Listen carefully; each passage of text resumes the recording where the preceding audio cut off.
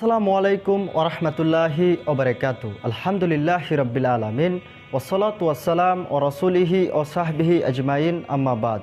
সুপ্রিয় দর্শক, আমাদের মুসলমান ভাইদের মধ্যে অসংখ্য ভাই এমন রয়েছেন যে তাদের অসংখ্য কন্যা সন্তান হওয়ার পরে তারা একটি ছেলে সন্তানের জন্য আফসোস করতে থাকে।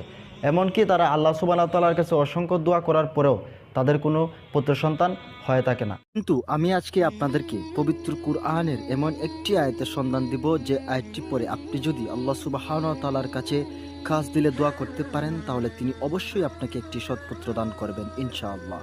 আর সেই আয়াতটি বা দোয়াটি আপনি পবিত্র কুরআনের 37 নং সূরা সাফফাতের 100 নং আয়াতে পাবেন। সেখানে আল্লাহ রাব্বুল আলামিন স্পষ্ট উল্লেখ করেছেন যে রাব্বি হাবলি মিনাস সালিহিন, যার বাংলা অর্থ হচ্ছে যে হে আল্লাহ, আপনি আমাকে একটি সৎপুত্র দান করেন। তাই মুসলিম ভাই ও বোনেরা, আপনারা যদি এই আয়াত বা এই দোয়াটি আল্লাহ সুবহানাহুর কাছে খাস দিলে করতে পারেন তাহলে তিনি অবশ্যই আপনাদেরকে একটি সৎপুত্র দান করবেন। তাই আপনারা এই দোয়াটি করবেন ইনশাআল্লাহ।